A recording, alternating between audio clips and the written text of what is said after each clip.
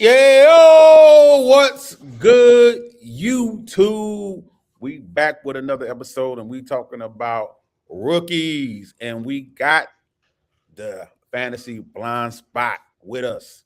Make sure y'all check that out on Spotify. What's good, fellas? How you doing, bud? It's been a while. Glad to be back. Yeah. Happy birthday too on the air. Terrence just Yeah. had a birthday for all his fans out there. You see all this gray, it's letting you know. Getting getting older. And you don't have to tell me about it. I'm almost all gray by now. So, what players surprised you guys? Alex, you go first at the combine. What you were surprised by? And I need fantasy players. Don't give me these damn defensive players. I know y'all love Yeah. me. Yep. Well, I will say I was quite surprised by the performance that Taylor Green put together at quarterback from Arkansas. It reminds me a lot of the Anthony Richardson situation from a couple of years ago, and I'm curious as to whether that impacts his draft stock in the same kind of way, where he ended up climbing. Because looking back on his season at Arkansas, their offense really wasn't the problem. It was just their defense was so bad, so that team was just not good. I mean, they averaged 33 points a game this season, but the numbers he put up at the combine is just crazy. With the 4.35, second fastest ever for a quarterback, somebody's going to fall in love with that athleticism and think, I can fix him. I'm not sure it's going to happen, but that was one surprise. You know what? It would honestly make sense considering that Justin Fields is on the roster, because they could look at that and go, well, this is the guy we thought Justin Fields could be. So, yeah, let's try that out. And I know Sean and I have talked about it. I don't know how you feel. I think Aaron Glenn's on the hot seat, because it's never good when you fire all of your coaches 1 year into your new tenure with a team. So with a crazy owner. Right, that too. That owner is a whole another wild card to add to it. So honestly, it wouldn't surprise me if the Jets tried to pull the trigger on him in like the second, third round, just to try something different, to try to bring butts in the seats. Because man, that team was not fun to watch last year, and I don't see it getting better anytime soon. I haven't updated my profile on him yet, so I can't give an honest opinion on him, but I doubt he is better than Fields. So you putting the lesser version of Fields out there on his rookie year, that's not gonna keep your job. That you gonna get fired quicker. You're not even gonna last the whole season. You put him out there. I'll tell you that. Well, don't you know he brought in his quarterback whisperer and Frank Reich, because that worked so well at the last 4 stops he had. I don't think He's he gonna need a quarterback puppet. That's what he's gonna need. A quarterback Yeah, puppet. really? Somebody. Sean, who you got? Who surprised you in the combine? Well, I got a couple guys here for different reasons. Malachi Fields surprised me with how slow his 40 time was, considering he's a track star. He ran a 4.64, which is decent for his size, but I just expected, sub 4.5s at least. So that kind of surprised me. That's also kind of weird in the fact that this class was one of the fastest of all time. Yeah, it's freaking crazy how fast this class was.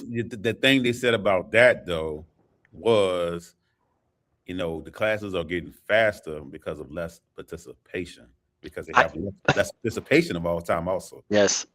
Yep. That's actually where I was leaning on that as well, is a lot of these guys that know they're going to run slow just don't run.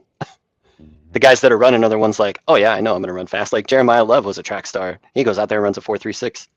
Yeah. Like you knew he was going to run fast.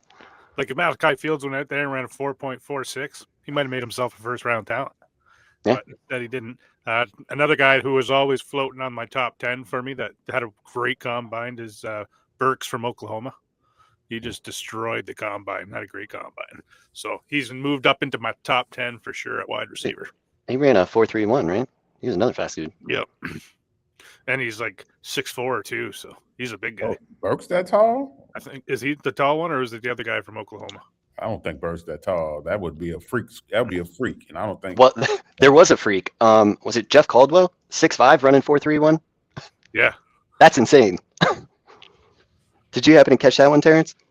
No, I haven't updated all my stuff on the receivers yet, so I haven't caught all the receivers yet, which, I mean, I doubt he's going to go up to my top 10. So, I mean, it don't move the needle much. Yeah. Oh, no, he's the short one. He's 5'10". Yeah, He's the other guy that's 6'4". Caldwell, you said? Yeah. 6'5", 216, 431. Woo! Yeah, that's insane. I don't even think I got a profile on this guy. I didn't either. And then I saw that at the combine. I'm like, okay, I don't think a I lot gotta of look people into this. do. It's just insane. Yeah. I don't have a profile on him, but I see that he was put on Bruce Feldman's freak list, and I tried to make a profile beforehand, but I guess I'll have to go back and create one and see where he stand. I know Lance Zerlin didn't like him because he graded him 5.94, and that's below a starter level. So You must have some serious other issues. well, I mean, it's probably like a lot of people is on this Brassel fella, but I mean, Yeah, he's 6'4" too, isn't he? guys, but it looked like Lance rated him high. But I'm tired of these Tennessee guys. I don't need another Devontae Thor, no Dante, whatever his name, Dante Thor. Yep, Dante Thornton. Disappointment, What about disappointment. Juan Jennings? Yeah, He's from Ten- Tennessee.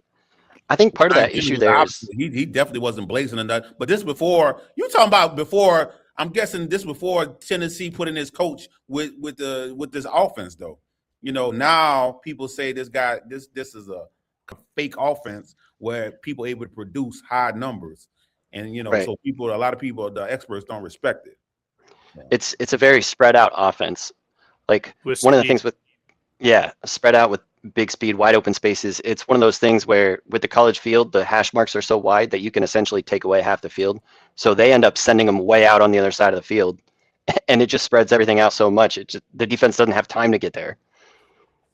So it's hard for a lot of those guys to seem to transition into an NFL style offense because they're not asked to do the same things. It's very simplified. And that's why I told you last year when I know Sean and Good was saying, they didn't want to give up on Jalen Hyde. I said, nah, I'm done. I'm done with that. I've been, I've been out on that because I was with him when he first came out. And guess what? I had to jump ship. I had to learn my lesson. Yep. That's kind of like some of those Big 12 schools like TCU and Baylor were other ones that like when they have receivers and stuff coming out, it's like, yeah, but I don't know because A, they don't play defense there. And B, like that offense is so spread out. It's just run and gun. Yeah, I don't like drafting USC wide receivers. Well, there's two of them maybe this year. That's why I said, I was like, yeah, good luck with that. Not for me. So while we're on surprises, were either of you surprised at all from the testing we saw from Carnell Tate and him coming in a little shorter than everybody thought? I think that was the surprise part. It wasn't the speed. It was him coming in shorter. And I was like, I still like him in my model, but I don't like How tall did he come in at? 6'2". Yeah, 6'2". Yeah, It's not bad, but I think people were saying it was going to be 6'3", 6'4", and then he also came in a little lighter at 192. And most of these guys that was claimed to be 6'3" was actually 6'3", so that hurt for him to be the Right. one that wasn't actually 6'3". And like I said, he's still high up in my model, but now I don't have that same feeling like I gotta have him out of period. Like I'm trying to get up to 102 just to get him. I don't have that same lure going on. Now I feel like he probably might fall to me at the 104, 105 because a lot of people is jumping on the lemon train. So yeah. Which I thought that was kind of interesting too. Like he didn't test at all. So I don't know if he's getting information that he's already going in the spot he's happy with kind of deal. Oh yeah, I'm sure he is. Yeah, and a lot of people loving that. Oh, he's actually closer to 200 pounds, which, hey, that might not be his natural weight because he didn't test. Right. Test. So he might have got up to that weight. Just to say he's at that 200-pound weight. Yeah, that's just smart thinking. It's funny too. Like Tate ran a 4.53. Like in most years, that's actually a pretty good number. Like don't get me wrong, it's not elite, but I also don't think that's how he wins.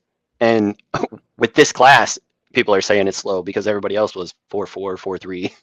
Now it was So different. it's weird. 4.6, but come on, like y'all is getting, you're kind of getting ridiculous. Yep. But did anyone, make y'all change your rankings? Is there any? Anybody stood out, made you change your rankings? He went way up in the rankings or went way down in the rankings? That Washington from Arkansas definitely jumped up big time in my rankings. Okay. Yeah, that was one, but he was already starting to climb with that Senior Bowl performance and like just everyone there saying that he was the best running back there. Not that we thought this class was great, but I think that he's one that definitely did. And the other one for me was Eli Stowers. I didn't expect him to test as well athletically as he did. And for me, that's one of the important things to the tight end position. I want you to be an athlete and to be able to block. And his athletic testing was insane, like even more so than Sadiq, who everybody was saying was an athletic freak. Well, he Well, ran so- 4.36 as a tight end. Yeah, it's insane. If you saying he went up in your rankings, Alex, then where did you have Styles in your ranking? Because most people had him 1 or 2. See, and maybe that's just because I wasn't as deep on this tight end class, but I had him more at like 3, with maybe Max Clare being it too, because What's of the the love with Max Clare? Why everybody love Max Clare? it's that production at Purdue. And then when people talked about how, well, he didn't do as much at Ohio State, you got to remember, like, What? I'm an Ohio State fan. So watching their games, I'm seeing him and he's not being asked to do as much. He was more the safety blanket. So I didn't really knock him for the production that he went down exactly like in this season. So for me, like I liked Stowers. I just didn't realize, I guess, how freaking good he was. So basically it just cemented him at 2 for me. So why didn't he test? I don't know. That's a good question. See these dudes, and I'm not, and I can say tight end is probably the position I'm not the best at guessing. So Mhm. it's like I give some grace, but you're not standing out in my motto. You're not going to go to first round, and then you didn't test. I don't like that. Oh, I know. I won't Yeah, own I won't own any Max Clare. So, and some people I got him get it. ranked as number 1. But See, and that to me, this was yeah, free that was- combine. I will tell you that. But I saw one Hmm. dude on Facebook, that is a content creator, ranked as number 1. I said, "Wow." that seems kind of clickbaity, because even with Sadiq, like we've at least seen it on the field too. And like, yeah, 2 years ago when he was at Purdue, Max Clare was great, but that he was also the entire offense. I'm hoping So- the Niners draft Sadiq. Well, and that's the nice thing too about Sadiq is that man can block. Yep. And that's just crazy ass speed from that position. Yeah, They from thought both Vernon of them. Davis was fast with his 4.5. Yeah, Well, that's what's funny, lost too. a lot of money because I think they had they had a lot of his 40s at like 4.47, 4.46, and I was like, he's a big boy. I don't know if he's gonna beat that. Oh man, shit. It could have had it at 4.4. I would have thinking I was really gonna make me some money. Nah. Yep, even faster. That was the funny thing too. Is Sadiq set all the records, and then Stowers is like, "Hold my beer." Yeah, he said, "I'm gonna set the. You set this record. I'm gonna set this record." Yeah, exactly. And Stowers is a little taller than Sadiq too. I think it's only an inch or 2, but teams Stowers- care, I He guess. is short for a tight end. I think he's 6'3". Yeah, he is 6'3" and like 235. Yeah, I think And Stowers Stowers ended is up with a 6'6". higher RAS score too. Yeah, because of that size. He's 6'5", isn't he? 6'4". And then it was, I want to say 240. Sean, I think I already know your answer for who's your quarterback 2. So I'm gonna ask you who's your quarterback 3. Who's my quarterback 2 then? Simpson. Nope. You done changed it. Who is your quarterback 2?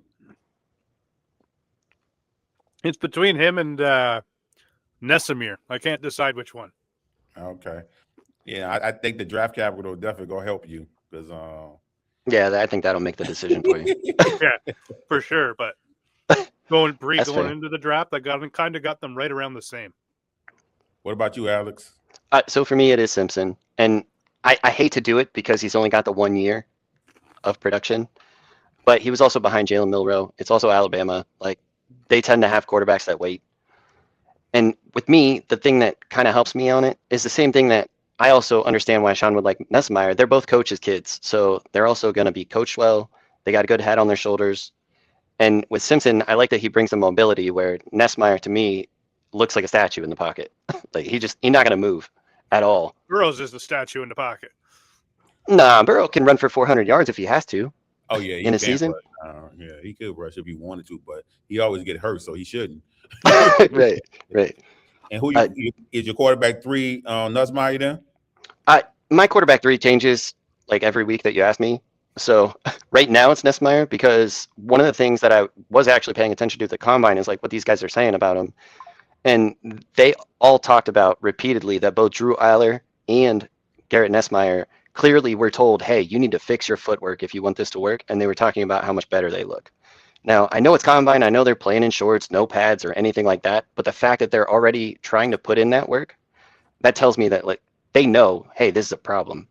My issue with Aller, though, is also his decision making is just it's not there. Like there's times when you're like, okay, big play, you can't turn the ball over, and he's like, oh, that guy's wide open, that defender. So He gets if you ask me baited. in a week, it might change. Yeah. All right. So, what's your top 3 tight ends? I think I think you already told me, Alex. I think yours is going to be Sadiq as number 1, right? Mhm. Yep. Stowers and then Claire, right? No, actually. What? So it was going to be Claire, but I'm actually going to go with John Michael Gillenborg. Dude, Okay. 6'6", 6'6", 250. It's a big boy. He ran a 4.6, which at that size is moving. And he's got good hands. And from everything I'm reading, he can block well enough to be on the field. And it's actually a strong suit for him. So that tells me with especially tight end, like you said, it's hard to pinpoint like what tight ends are going to be good. One thing that you can guarantee though is if they can block, they're going to be on the field.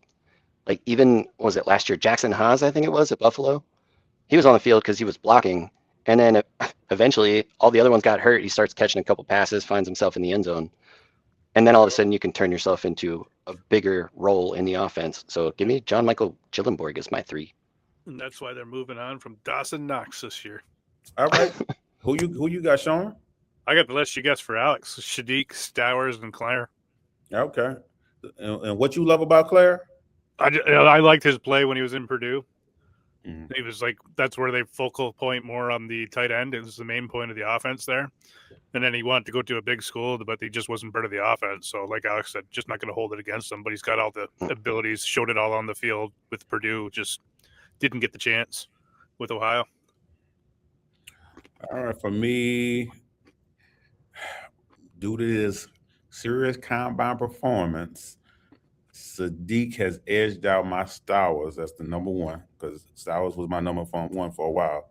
Mhm. And then I got Stowers, and then for my number 3, it's Justin Jolly. So he earned one of my badges that are pretty much a predictor for future success. So I don't know how long it's going to take him to win over the starting job and actually produce, but I trust he will do his thing. We all know who is the running back 1, but the big question: who is your running back 2 and 3, Alex? What you got, man? All right, so Well, we talked about there it. is one draft, Terrence, where Alex has the first 2 picks in the draft, and then he has 4 and 5. God damn. Yep. It must I be had nice. 3. No, I would say it must be nice, but this is not the draft to have a bunch of picks in. No, I agree. It's also kind of stressful. So for me, my running back 2, we talked about him. It's Mike Washington Jr. I'm on board now. 6'2", 226, running insanely fast, You say you're 2 testing or 3? incredibly well. What's that? Is your 2 or 3? Oh, my 2. Sorry. 2. Okay, I got you. Yep. And then, so he's at my 2. He also, like I said, that offense at Arkansas was actually pretty good. So his production, it's not phenomenal because I mean it's college. A lot of these guys have backfield mates with them, but he's done enough. The Senior Bowl looking like the best running back there. That's a nice boost. And then when you confirm it with the combine performance, he's moved into 2 for me. And then for 3, he's a guy that was 2 early on for me out of Washington. A bit of a disappointing season, but it's Jonah Coleman as my 3. Good pass blocker. Well, not good because none of these guys in college are actually good at pass blocking as running backs. But he can be out there because he's getting those catches. He's pass blocking when they need him to, at least getting in the way. Which, when it comes to these running backs, one of the things that I'm looking for is, are you willing to try to pass block? And he is, so that's a bonus. All right, Sean. 2 and 3. Well, my 2, I just can't quit on, and I'm going to get him everywhere because of the knee injury that he acquired in the Senior Foot. Bowl or wherever it was. But Nicholas Singleton, I've still got him as my 2. Yeah, he And then broke I his got foot. He What's broke that? his foot at the He broke his foot. It wasn't his Yeah. knee. He broke his foot. yep, Okay. Senior Bowl. And then I got Mike Washington in my 3. Okay. And it's funny because you say you won't quit. Hey, the number 1 predictor and usually for players is draft capital. So if I'm being honest with myself and seeing who's going to get the draft capital, then my number 2, I think Emmett Johnson is still going to get the draft capital. If he get 3rd round draft capital, he's going to be my number 2. And then my number 3 by default of draft capital would be Mike Washington. But currently, I got Nick Singletary with a higher prospect score. But I don't think he's going to get the draft capital. I'm not keeping no man up high in my rankings if the man's going to be drafted. But if he goes in the 4th or 5th round with this broken foot, knowing that you're going to miss that first year, that still says a lot about draft capital. But he ain't missing no first year. Yeah, it shouldn't take long to heal a broken foot. He'll play. Bone. He'll play this Well, I season. mean, like, you're still not going to know the playbook, and you're not going to have the practice time in that you would have if you didn't have the injury. It's going to set him back some. Matter of fact, I wonder, did he even need surgery? That's the question. Broken. I hadn't seen if he needed surgery or anything yet. I'll tell you what, though, I saw something spicy today where somebody had Katron Allen as their 2, which kind of surprised me a bit because I feel like he's one of those running backs that does everything good but nothing great. Like, he's just going to get what's there. He really reminds me of like that Devin Singletary type where the coaches are going to love him because he's where you want him. But he's not necessarily going to break us. Yeah, that's a good one. I heard the Giants guy, right? Yep. I've heard a number of people saying that he's the best running back in that Penn State backfield, other than Singletary. I don't feel the same, but I don't think he has any wow factor. I can't remember did he even run at the combine? You know what? It must have been so underwhelming because I didn't see anything about it. I'm pretty sure he did. Let's see, because a lot of these guys be ducking. Mm-hmm. A lot of these guys was ducking at 40, and they know they was gonna run slow. They didn't bother. That's why I was flabbergasted by Emmett Johnson. I was like, no, he didn't run. He didn't run, and I was like, Emmett. Now all these other people went out here and tested, and you went out there like you was gonna run fast. I love the balls. I love when you put it on the table and say, here it is. I like that. But don't put it on the table and say, here it is, and it's not coming. Right, it's not there. Here it is, and then he's the only one that did the 3 cones, though. That's what I said, but it wasn't a good 3 cone. It wasn't a good 3 cone, though. No, it wasn't. But he still did it. It's the best 3 cone of the year. I love the confidence. Like you whooped it out, put it on the table, but you didn't. Don't worry, boys. Nobody else better do the 3 cone drill. I got this. So confident he talked everybody else out of it. Yep. Yeah, most people don't do the 3 cone. Most running backs when they go there it seems like it's a collective thing, and that'd be the main thing I want to see out the running back is 3 cone, and none of them do it. Right. I feel like that's something that might actually like relate to the position. Like you're cutting, you're moving, how quick you're getting in and out of it. Like just weird. So what do you guys, because the running back 2 prior to, and everybody, pretty much most people's ranking prior to the combine, the running back 2 was Jadarian Price. So how do you guys feel about Jadarian Price, and where is he at in you guys ranking? So right now I have him at 4. I like him. I'm starting to like him more the more that I look into him. One of the things that I like is that he does returns. One of the things that's just a total unknown is how much of his production came because when Jeremiah Love's not on the field, the defense is like, okay, we don't have to worry about the run as much. Kind of like we saw, I brought this up with Sean on our show, kind of like we saw with Tony Pollard and Ezekiel Elliott when Pollard was looking like the better running back for the last couple of years there. But part of that, I think, was also the run calls they were getting. They were letting him go outside and get that speed, where how much of that was what was going on with Jadarian Price too. And he wasn't getting the passing downs. So can he pass catch? I like to think he can because he's doing returns, but it's such an unknown. And that's where like, okay, well, I don't know what to believe yet. I was asking you where you got Jadarian Price in your rankings, and what do you think about him? I flip-flop between him and Allen, which one, right? Because neither one of them could beat out the guy. And then there's always that risk of being the Roschon Johnson that everybody thought because he was behind Bijan that he was still good, but he's turned out to be just as bad, right? So I like Price's chances more than Allen because Allen reminds me of Paul Perkins. Does everything well, but nothing great. Got him at 4? Price 5. 5. Who's at your 4? Le'Veon Moss, Okay. but he's a He's thumper. one. Man, I wish he hadn't had that injury because I feel like he could have been one of the top backs easy in this class. Oh yeah. But he missed so much of the season. Yeah, currently I have Price down there. I don't know what kind of draft capital Adam Randall got, but I really liked his combine. I mean, the man, even though he only ran a 4.5, he's 6'3", 232. That's a big boy. And he's a former receiver. So, he definitely make for You should put him back at receiver. Huh? Right, with that size. Put him back at receiver. Nah, he wasn't the best receiver. I don't think So he's the kind of receiver that can't catch. you know what I'm saying.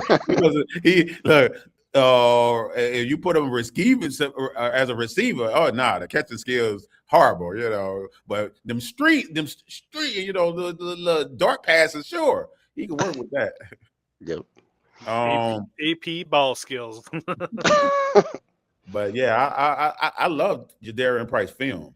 It's just like, I mean, a lot of stuff. I'm just like, he didn't stick out. And when I look at his profile, it kind of reminded me of what I thought of James Cook profile. But with James Cook, I knew they don't give Georgia running backs the majority of the carries. So I'm cool with him. I'm cool with that. I understand what I'm getting into, but him, you've been a lifetime backup.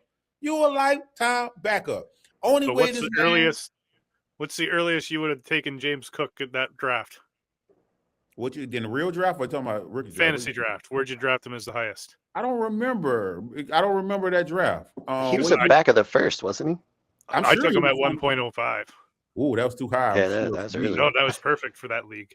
And guess what? And let's be honest, James Cook was a disappointment until he actually got the value. Yeah. He wasn't moving the needle at all. So that's the only way this man, I can see him winning if he get in a situation where he get the volume. But that don't seem like that ain't him. It's not like he that big or anything. With James Cook not that big, but like I said, it blew my mind when something clicked. Oh, we paying this man money and we're gonna give him the value. Now this is what I think most NFL teams should do. So that's why I was so surprised that someone actually decided to do it because they never do it. Yep. It's almost like, Well, oh shit, now we're we're staying healthy too because he doesn't take big hits. Mm. He kind of falls down when he's about to take those big hits. And I like this film too coming out. I love this film. Like I said, who do you have in the backfield with him? Because he had somebody else in that backfield with him, and I'm drawing a blank on who it was. Who you talking about? James Cook at Georgia. James Cook. I don't know. He always be someone in the backfield. Now you had to tell me what year he even came out for me. Was it the 23 or 24? I think it was 23. It wasn't 23 because that was the year of Gibbs and Bijan. So before that. So it was before that. So 22. James Cook. Why am I not seeing him? Yeah, so yeah, it was 22. So he came out 22 with Kenneth Walker and Breece Hall. He went into the second round. So once he got that second round draft capital, he was going in rookie drafts first round. That's a guarantee. That you get second round draft capital as a running back. You will go high in rookie drafts. Who led the backfield was Zamir White. Oh, Zamir White. That's right. But you know how these guys do. Like everybody getting it. So the two main people, Zamir White got 160 carries. James Cook got 113. But then you got McIntyre with 58. Kendall Milton with 56. Dijon Edwards for 49. Like they spreading the love. Oh, for sure. And that, man, it's weird too because like Georgia now just seems so different. Where it's like they've just totally leaned into we're just gonna play defense. Fuck the offensive side. Yeah, that's why I don't like them players. I gotta try to extrapolate how good they would be. Like that's how I felt about what's the wide receiver that came out that played for the Chargers, McConkey. So like with McConkey, I'm like, this dude didn't even produce. Like now I gotta extrapolate his talent and figure out what I think he's gonna do. So guess what? I end up not owning players like that, and then it kind of burned me. It burned me the first season. I think the second season I was just fine, but I think he will have a bounce back this season. I knew you guys was on them hard this last season. I remember we was doing a ranking at the beginning of the season. Like y'all bumped my guy St. Brown down, thinking Jameson Williams about to go crazy. I'm like, bro, y'all dumped all on my St. Brown and put McConkey up on the pedestal. I was like, bro. Yep. Yeah. He was when you lose your friggin' offensive line. yeah, both tackles. That was nuts. I think that's one of the offenses this year that everybody's going to be all over is that Chargers offense, just because the tackles are going to be healthy. They brought in Mike McDaniel. Amarion Hampton's going to be healthy. Yeah. McDaniels is a bum. Well, now he's with Harbaugh, so. And he's an offensive coordinator, not a coach. So I think he'll be fine. Did you see his press conference when he first went there? No. He's like being asked questions and this, and he goes, "Well, that sounds like a head coach question, not an offensive coordinator question." Hell goes, yeah. Oh, there's Jim. Jim, you care to answer this question? Hell yeah. And then he just goes, "Next question," and moved on and didn't even answer it. Damn. So he knows his place. So I'll give him. Yeah, I'm going to say, yeah. And that, I like it. It's something good about not having responsibility, man. Like, Oh, for sure. I'm Just not let him getting focus paid- on the offense. Yeah, I'm not getting paid like that. Why would I take responsibility? Why wouldn't I even answer the questions? Ask the head coach. Next. All right, this a big one. The meat of this class is the wide receiver. Sean, we're gonna start with you first. Assuming now, if the assumption is wrong, you let me know. Assuming you have the big three as your top three, what is your 4? I do not have the big three as my top. Here we go. You go second then. What's You go second. We're gonna go to Alex this. You already know. Right. I knew you might not do that. We're gonna go to Alex first then. That's why I used to save you for second. All right, Alex. Assuming you got the big three is your top three, what is your 4 through 10? Yes. So I do have those big three. And kind of like I was saying with the quarterback position, those three switch the order like every day, basically. It's which one am I feeling at that moment, right? So for me, my 4 is Casey Concepcion. Mhm. First off, his name's fun to say, but he also does it all. I love his route running. He can take catches out of the backfield. He can beat you deep. He can beat you short. And he returns punts, which coaches love. That gets you on the field and it shows off your versatility. So I've got him at 4. Denzel Boston is my 5. Big guy, 6'4", also ran awesome.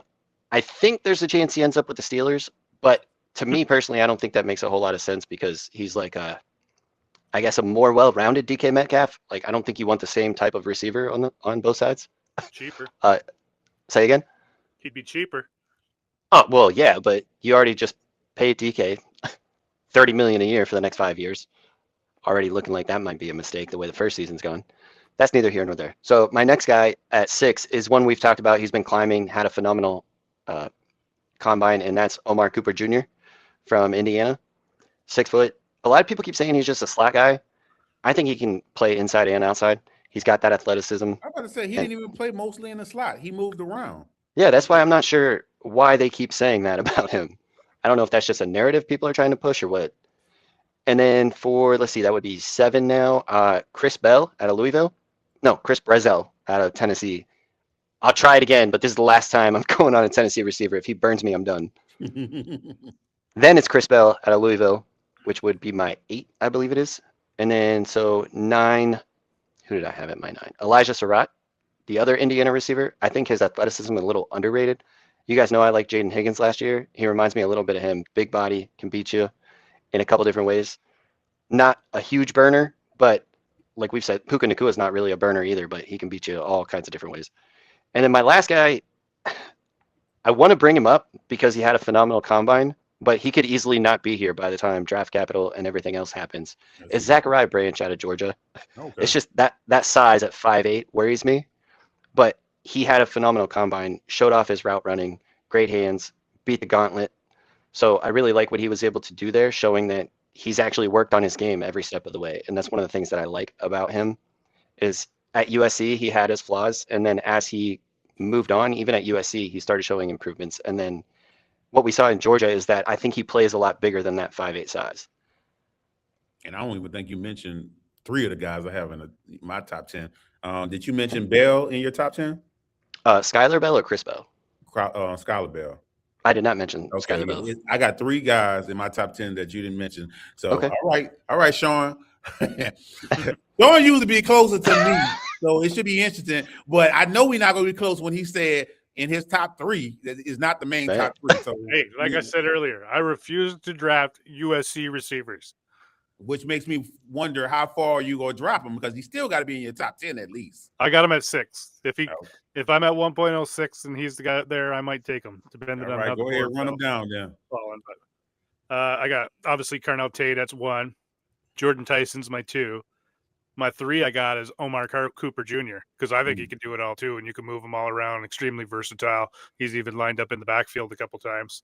My 4 is KC Concepcion. 3 is Chris Brazow. 5 is Chris Brazow. I would normally have Chris Bell there, but like Terrence and me talked before last time we were recording, and with that injury, he's going to get pushed down the draft boards. So I think I can get it later than where I actually have him ranked. So I'll use him as a steal. Then I got Malachi Lemon at 6. Malachi Fields at 7 still, even though he ran slow. I still like him. 8, I got Denzel Boston. 9, I got Jermaine Bernard. And 10, I got Dion Burks, who just passed Skylar Bell. Okay. All right. Now I haven't updated my rankings, but I doubt it changed much, to be honest. Maybe the last 2. I mean, this is before draft capital. I'm sure draft capital go change it out because, like I said, I got 3 guys that I got in here that's not in most people top 10. And the only reason I was bold enough to put one of the guys up in there is because he had a great combine. You know, I was like, all right, now I can get bold enough to throw him in there where I really feel he deserved to be. All right. And of course, we got the top 3, Tate, Lemon, Tyson. Well, number 4 is Concepcion. Number 5, Denzel Boston, you know, and we will put TBA because if he keep running, if he running from this combine, like he better have a pro day where he do a 40. You run from that, I'm dropping him. Dropping them in my rankings and might not draft them at all. Skylar Bell at number 6. At number 7, Ted Hurst. I really like that guy. At number 8, Surratt. Number 9, Amar Cooper. And at number 10, Bryce Lance. I love me some Bryce Lance. Oh, I like it. That's Trey Lance's brother. Yep. Yeah, So- these wide receivers, man, it's like pick your poison. It's not like Yeah. some years where they're all like tiny or some years they're all like huge, and it's this type of receiver. It's like a nice mix of every type of wide receiver. I'm not touching the guys under 5'10" personally, but they're there. We didn't even talk like Brennan Thompson, Xavier Thomas. Like, Well, I actually did love Thompson's film. You know, he really stood out. But I think I had a number of red marks still on his profile. Let me go look. Oh yeah, I do too. We Oh. just did him. I think the size is a problem. yeah. Yep. But I did like his film, man. Eric, when I was watching on film, he tracks the ball extremely well. So Yep, on the deep ball only though. He can do the deep ball, vertical straight deep ball, and he can do a crossing route. That is fucking it. Anything else, he can't run. He's a 2-trick Oh. pony. So, Henry Ruggs, anyone? No worse than him, man, because he's smaller. Ruggs Yeah. at least had some size you could work with.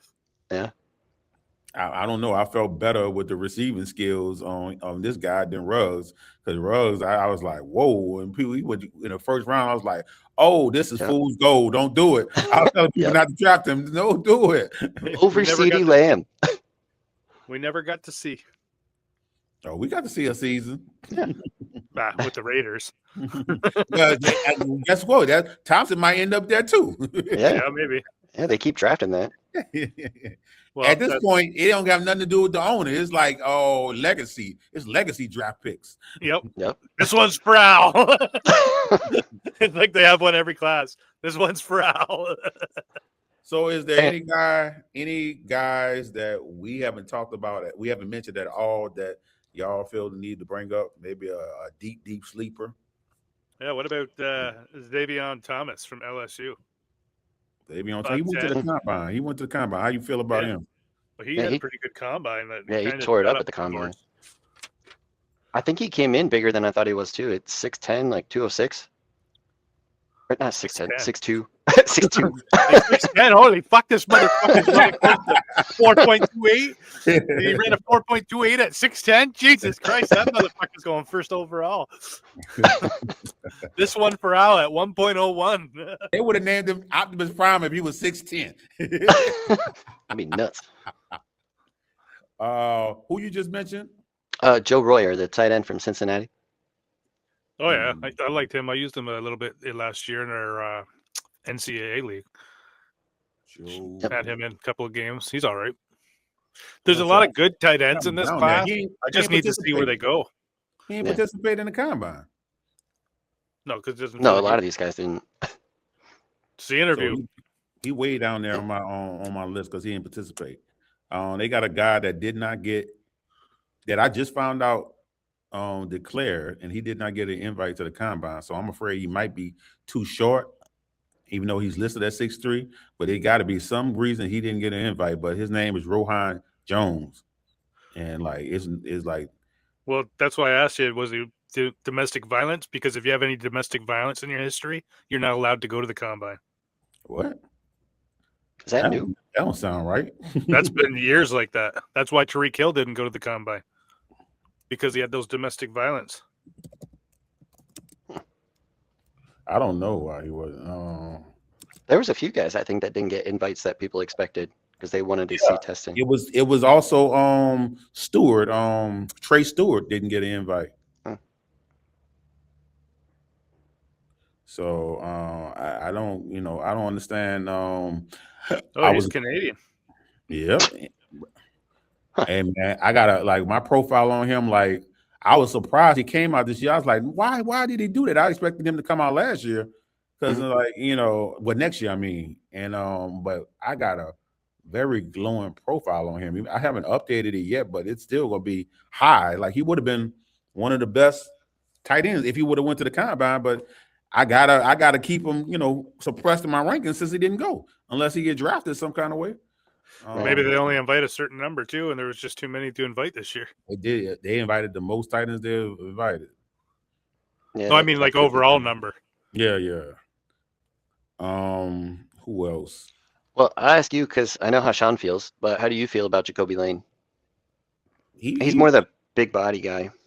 He right in the third tier. Like, to be honest, I mean, look like I got him ranked the same thing as like Chris Bell and Malachi Fields. Like I got him around in the tier. Right in that big body group. So I got him all in that tier. And otherwise, am I gonna be drafting him? Probably not. He ain't stand out like that. Let me go see what he ran. Because he ain't stand out like that as far as a regular profile now. And that's why I felt over Price. I was like, I expected Price to go to this combine and just kill it. Because I was like, why is he getting all this attention? I thought he was gonna go there and kill it. He should have. He should have spent all that time on the bench practicing for the combine. Okay, so he did okay. Like his 40 was only 4.7, but it looked like his other athleticism was fine because he got a burst. He got over a 130 burst score. I like that. So he would go up a little bit in my rankings. He'll go up a little bit. Mm-hmm. Oh, did you guys see whatever this story was that was going around about Mekhi Lemon? It said something like he went viral for some weird antics or something like that. I'm like, I didn't see any of that, but I can't see. So what is that? It says something about his moment on the podium with crazy eyes. Oh yeah, I seen that video. Like when I say he had this intense look, I don't remember what he was talking about, but it was like a crazy look into the camera, and I was like, "What is going on?" And everybody was hyped up about that, but I don't remember what he was talking about. I probably say Amon-Ra St. Brown, type of grit he plays with, type of way he can have a positive impact, on the team without the ball in his hands. So I don't know if this man high or what, because he keep doing that a lot with his eyes. I see another video of him doing that with his eyes. Like, I don't even know what to think. He a character. I can see that already. Oh, I miss the old characters of football. Clinton Portis coming out for his press conference. You ever see those? He was always wearing crazy outfits, wasn't he? Oh yeah, you got to Google them, man. People have done montages to him. He'd come out wearing like boas, dressed like a pimp, and just what we got here, and he'd have like women all over him at this press conference. Didn't he have a crazy nickname? Oh, I forget what it was now, but yeah. So that was the best time in football, man, when they let them be themselves. T.O. getting all the news people out in his driveway to watch him do some bench presses as he suspended from football. Nice. All right. Before I go, there's two other people I want to bring up. I want to bring up Eric McAllister, TCU.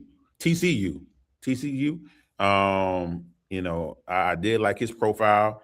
He had the most missed forced tackles in the class, and also, as usual, you know, you'll think this guy pay me. I always have to bring out Eli Heidenreich or Heidenreich. I don't know how to pronounce his name with Navy. And Sounds German. you know, I mean, the problem with him is that Navy, I know, run a crazy offense. This is even crazier than Tennessee. So a lot of people put up some crazy numbers, but they usually don't go to the draft. So I don't know how I feel about What's this his guy. name there? Danny Prevea. He ran the same sort of offense for Purdue that freaking Navy guy ran. Those two were hilarious, man. So if he goes to the right offense and is utilized, if he gets significant draft capital, if he's getting draft, matter of fact, I'm gonna be honest, I don't give a damn what kind of draft capital he have. I'm gonna own him. I'm gonna draft some of him. But well, what do you see from him in the NFL? Because I don't see much for him NFL wise. Well, he would be a pass catching running back, a highly good pass catching running back. You would have to utilize him as a weapon. That's what I see. Yep. Yeah, you'd have to do that because he led the team in rushing, and passing, but he had more rushing yards than he had passing yards. So he would have to be used as a weapon if you're going to utilize him, and that's. I would like him to go to an offensive minded coach. So. You mentioned him being a weapon. There is one team in particular that likes to draft athletes and then try to figure out where they can use them on the field, and that's Jacksonville. Okay. Like they did it with who was it? Denard Robinson was one. Trying to think of some of the other guys they drafted. Walker. I thought you was going to say Colts because I know the Colts love athleticism. Oh yeah, they do too. Oh my! Don't get it twisted. They might end up drafting that quarterback. Hey, be our next Anthony Richardson when he leaves. Just have you under Daniel Jones. But way less pressure because we're going to take you way later. Right.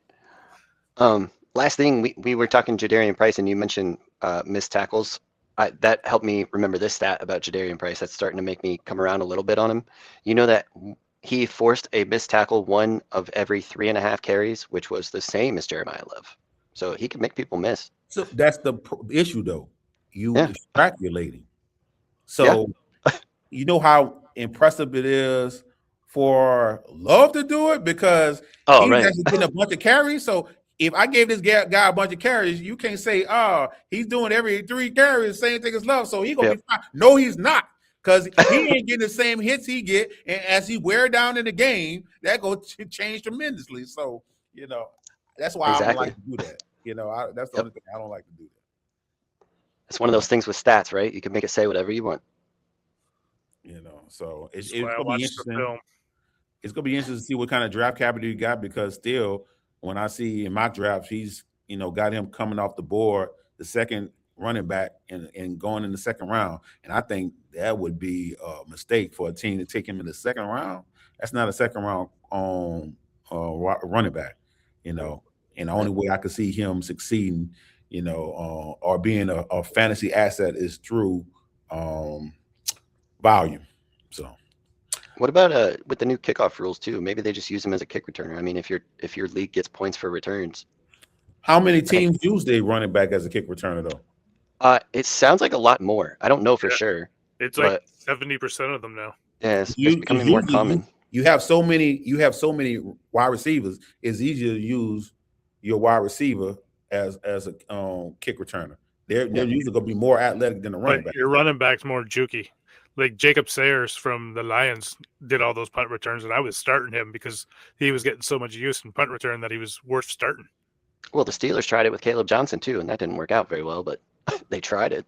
Well, Caleb Johnson's not going to work. Yeah, that pick hurts. I I still got I still got some hope for him. Some that if you sold him to me for a 4th round pick, I'm all in. And maybe a 3rd in this class. I might be willing to buy him for a 3rd, but nobody's still not selling them. I mean, because people picked them in the 1st round. So when you send that 3rd, people it hurt their heart to see that 3rd coming. But I'm not buying it for a 2nd. I can't do that unless it's maybe a late 2nd, maybe a late. No, 2nd. not with this class. That's why I would do the late 2nd, because it's this class.